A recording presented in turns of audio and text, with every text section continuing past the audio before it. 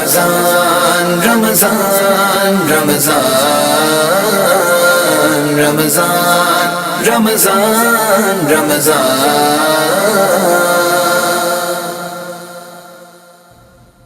اعوذ باللہ من الشیطان الرجیم بسم اللہ الرحمن الرحیم الصلاۃ والسلام علیک یا رسول اللہ وعلی آلک وصحبہ یا حبیب اللہ. السلام علیکم ورحمۃ اللہ تعالی وبرکاتہ. You are watching Sehri Time with Dr. Nisar Marfani. Alhamdulillah, the blessed month of Ramadan is amongst us, and we are already, we have passed the 19 days of Ramadan. Today is the 19th Roza. We are going to close inshallah in next few minutes time, and we are again very blessed to have such a beautiful personality amongst us, Hazrat Allama Maulana Ahmad Muqaddam Sahab. And we have discussed earlier as well that today's topic will be fasting. Though we have already done fasting in the previous days as well, but alhamdulillah we are taking we have this opportunity to learn from Hazrat Maulana Ahmad Muqaddam Sahab. And I would start with Ya ayyuhalladhina amanu kutiba alaykumus siyamu kama kutiba alal ladhina min qablikum la'allakum tattaqun. Translation from Kanzul Iman Sharif. People who believe fasting is made compulsory for you like it was ordained for those before you, so that you may attain piety. So inshallah we'll discuss and we'll proceed from here inshallah further. But before that, I want to read some stanzas from the Naat Sharif inshallah. Let's read through the Pak. Allahumma salli ala Sayyidina wa Maulana Muhammad an-Nabiyil Ummi al-Habib al-Ali al-Qadi al-Azim al-Ja wa ala alihi wa ashabihi wa barik wa sallim. ہم کو بلانا یا رسول اللہ، ہم کو بلانا یا حبیب اللہ، ہم کو بلانا یا رسول اللہ، ہم کو بلانا یا حبیب اللہ. کبھی تو سبز گنبد کا نظارہ ہم بھی دیکھیں گے، ہمیں بلوائیں گے آقا مدینہ، ہم بھی دیکھیں گے. ہم کو بلانا یا رسول اللہ، قولست طیبہ یا حبیب اللہ. دھڑک اٹھے گا یہ دل یا دھڑکنا بھول جائے گا، دھڑک اٹھے گا یہ دل یا دھڑکنا بھول جائے گا.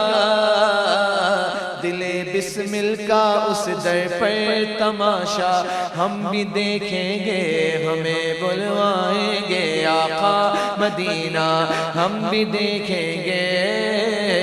قولست طیبہ یا رسول اللہ، قولست طیبہ یا حبیب اللہ. برستی گنبد خضرا سے ٹکراتی ہوئی بوندیں، برستی گنبد خضرا سے ٹکراتی ہوئی بوندیں، وہاں پر شان سے بارش برسنا ہم بھی دیکھیں گے، وہاں پر شان سے بارش برسنا ہم بھی دیکھیں گے. ہمیں بلوائیں گے آقا مدینہ، ہم بھی دیکھیں گے. قولست طیبہ یا رسول اللہ، قولست طیبہ یا حبیب اللہ. ہم کو بلانا یا رسول اللہ.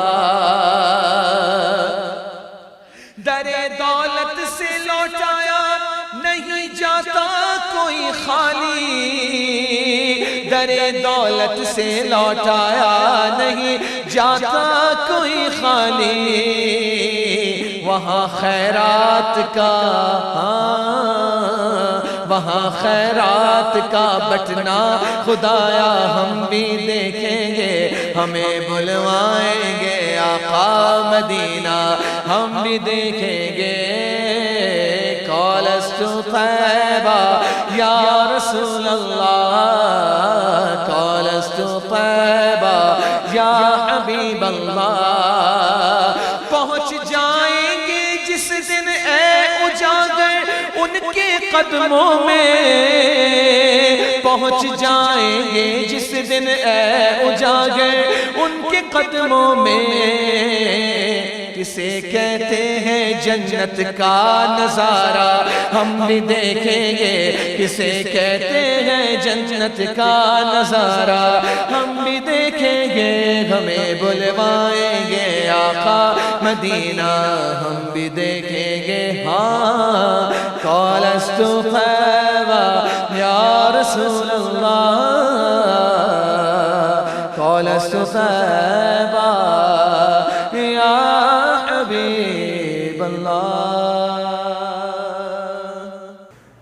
So behind the camera, myself and Hazrat was discussing. Hazrat asked me why you brought the topic again, the fasting, towards the end of Ramadan. So I said, Hazrat, this is a wide topic and lot of discussion was supposed to be made, but unfortunately we couldn't conclude with Maulana Muhammad Mohsin. So Alhamdulillah, today we have the opportunity. And Hazrat, I would ask you why it is obligatory on every Muslim to fast. Absolutely. First of all, I mean the very straight, clear answer, whether you're intellectual or non-intellectual, whether you're high or low, poor or rich, it is clearly the command of Allah. Beshak. Hukm ilahi. Subhanallah. And Allah does not make fard anything except that it is extremely beneficial for the people He makes it fard for. Subhanallah. But it is also a very ancient behavioral code of human beings. The Quran itself invites us to call it the anthropology of fasting. Yani كتب عليكم الصيام كما كتب على الذين من قبلكم لعلكم تتقون. That it has been prescribed in the manner in which we have made it fard on the ummah of the Nabi sallallahu alaihi wasallam. Similarly, in prior ummahs, it was also a behavior. It was a compulsion, perhaps in a different form, etc. Today, obviously, fasting you can abstain. They can be fasting from speaking. Sayyidina Maryam ala nabiyya alayha wa ala nabiyina alayhi salatu wassalam, where you abstain from speaking. You abstain because of, and maybe the young people would love this one, to get their figures, to get their diets, to get how they look, to get younger, to defeat the oncoming of age, as it were. So for pure health reasons, and I mean the list can go on and on. But I think the point here of fasting is, let us see the definition.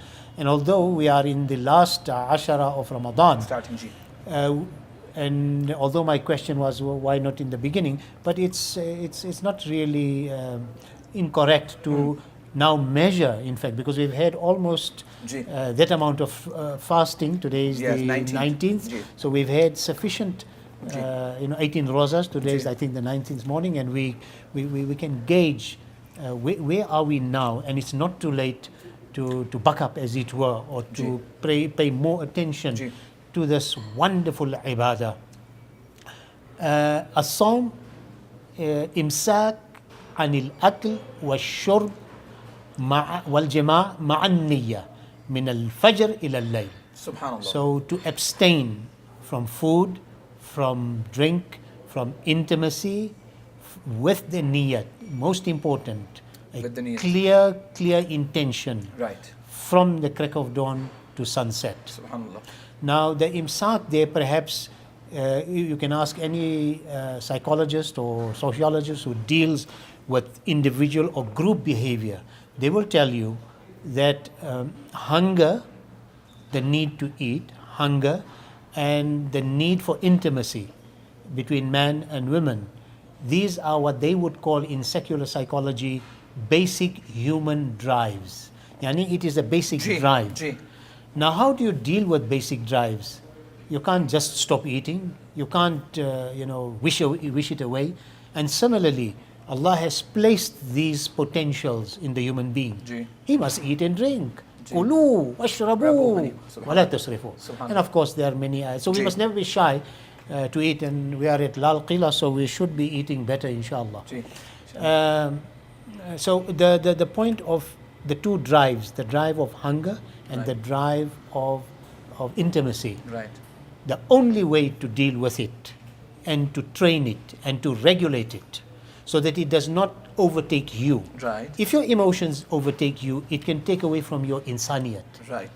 How often does that not happen, where women are violated, where women are abused, perhaps they have not understood the relationship between fasting and the respect of the humanity of others because of the drives. Gee, they have. And in fact, if that drive is not there in a young person, for example, True. he must be attracted to the opposite sex. I will continue with this topic after the break, and then we'll continue with the question and answer session. Stay tuned, we'll come back inshallah soon. Wassalamu alaikum wa rahmatullah. Ramazan, Ramazan, Ramazan, Ramazan, Ramazan, Ramazan. Welcome back. Where we discontinued, Hazrat will start from there. Hazrat. Yeah, Bismillah ar-Rahman ar-Rahim. I was saying about the value of fasting in terms of adjusting, regulating, changing human behavior. Right. So the abstinence from food and drink and intimacy, because it's part and parcel of the human's makeup. Right. His drive to eat, he must eat. So Right. hunger is a drive, Right. and intimacy is a drive. So you can regulate it actually by fasting. Right. And in this case, that is what taqwa is all about. Right. Taqwa is to come closer to Allah. Right. If we do not release our animal instincts and move towards angelic, then clearly we are defeating our own humanity. Allahu Akbar. Because our whole mission on earth, having come from Allah, is to go back to Allah subhanahu wa ta'ala. Inna lillahi, Wa inna we ilayhi belong raji'un. to Allah, Bishak. and to Yes. Him is our return. So fasting is to bring in an angelic quality in the human being, and this is a very subtle quality of the soul. More importantly, yes, you'll get shapely, you'll be healthier, your mind will be sharper. Except in the first few days of Ramadan, you'll find it difficult, and people should not worry. It is a natural reflection of your abstaining from food and drink. So you'll feel a little hungry, you may want to give it up, or you may get angry. This is exactly the test through keeping away from those Desires. drives by controlling it, and then you become angelic in your college. Not angel, but angelic. And Hazrat, I was discussing with Hazrat Maulana Arshad Mizbaisa from UK. I was discussing with him about the same issue. I did some programs from other TV channels regarding, I correlate the fasting with medical science. Absolutely. And I did mention that to him as well. It detoxifies, and absolutely. detoxification process occurs during the month of Ramadan when you fast, and your hormonal level changes. Towards the end of Ramadan, when you celebrate your Eid, your liver becomes a new liver. So it's a small example. There are a lot of organs which works in that way. But anyways, we have so many questions to discuss, inshallah. So Hazrat, on that score, tasumu tasihhu. Fast and you will get healthy. Alhamdulillah, it's true. Huzur, we have plenty of questions. So I would go one by one, and I need your very good answers from you. First of all, a lot of travelers, they ask about the fast. If they are traveling, can they leave the fast? Yeah, absolutely. You have rukhsat, as you have rukhsa. In kuntum marda wa ala safarin fa iddatu min ayyamin ukhra. Right. A very clear Quranic sanction that if you are unwell or you are traveling, then Allah gives the opportunity. With the Hanafis, I think it is more obligatory not to fast in the travel. And what about the Imam Shafi? But the Imam Shafi, if you have an option. If you want to fast, you may still do so without any blameworthiness. Well, there is another question arise here. If a person starts his travel after the fast starts, it means the country of origin he started the fast. Now he wants to travel. Does he still need to, can he leave the fast on that day? Clearly, if he is going to be he's going to be in a state of traveling for any part of that day of Safar, it is clear that he has the rukhsat. Even if the fast starts and then he starts traveling. traveling. Absolutely. Okay, it's allowed. Okay. And Huzur, then very important, a lot of people have asked to take the injection, especially for diabetic patients. They take insulin injection. Is it permissible? The minute anybody is dependent on such medication where fasting will exacerbate the condition, they should not be fasting. If it is a temporary situation, فَعِدَّةٌ مِّنْ أَيَّامٍ أُخَرَ, it is such an illness that they can catch up later. But if it is a permanent condition, then of course the fidya comes in there. So it means he's not allowed to take the injection, rather he should leave the... If he's dependent, there's different types of... it's a subcutaneous thing, and then they have to take insulin injection. Look, I think that the ulama are quite clear that if there are normal injections, And what about sperm to give the blood, to donate the blood? Yeah, even there too, I think because there is a detoxification process happening, it is advisable not to, rather, in those months to give it. Okay. Again, there, if it is a necessity because the person is getting ready for an operation, etc. Okay. And again, if you see that the principle, you go back to the principle. So if the sickness is at such a level, if the necessity is, if it's a necessity, Right. then it dictates exception. Okay, and the same ruling will apply for the asthma pump they use. If the a person inhalers. is dependent upon it, again, So rather there, should leave the then fast. he does not fast. Okay. If it like I for example, in the Ji. winter months, Ji. I'm dependent on the pump. In the summer months, not so much. Okay. So because it's not a permanent situation, Okay. it's not an acute bronchial asthma, Right. where the person catches up. Okay. But again, if you permanently like with emphysema or such debilitating Emphysema. Okay. Okay. then clearly the fidya again. Okay. So they Again, I would encourage the viewers to consult their local ulama on these Okay. juziyat, these masail, Okay. because there is sometimes a qualitative difference between these four schools as well. 100%, I'm being a Shafi, I may Different, yeah. I'm not too acquainted differs, with the yeah. Ahnaf, as it were. So anyways, I believe people must have understood what Hazrat has explained, but still a lot of things need to be asked, and there are so many questions in my list, but unfortunately time is not allowing me. Huzur, Jazakallah once again for sharing some of your thoughts, and definitely we have learned a lot from you. Yeah. Inshallah, I will be reciting one more Naat Sharif before we go to Hazrat to have last statement from him, which is the quote of the day, inshallah. Let's read through the Pak. اللهم صل على سيدنا محمد معدن الجود والكرم وآله وبارك وسلم. ہر وقت تصور میں مدینے کی گلی ہو اور یاد محمد کی میرے دل نے بسی ہو دو سوز بلالا قامل درد رضا سا سرکار عطا عشق ویسے قرنی ہو سرکار عطا عشق ویسے قرنی ہو اے کاش میں بن جاؤں مدینے کا مسافر رمضان میں بن جاؤں مدینے کا مسافر ہر سال میں بن جاؤں مدینے کا مسافر پھر روتی ہوئی طیبہ کو بارات چلی گو اور جس وقت نکیرین میری قبر میں آئے جس وقت نکیرین میری قبر میں آئے اس وقت میرے لب پہ سجی نعت نبی ہو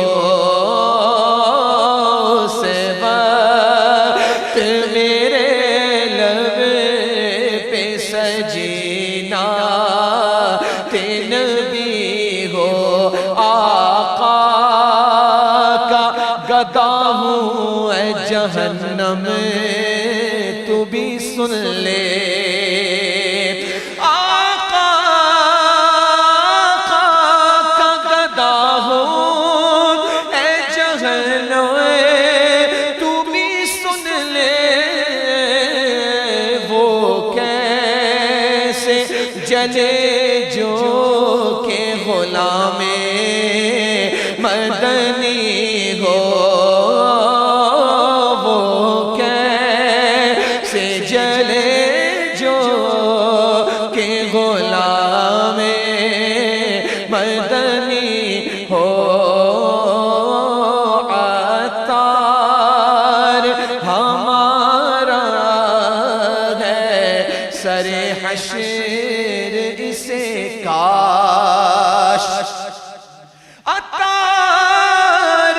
ہمارا ہے سرے حشر اسے کاش دستے شہ بدہا سے یہی چٹھی ملی ہو دستے شہ بدہا سے یہی چٹھی ملی ہو.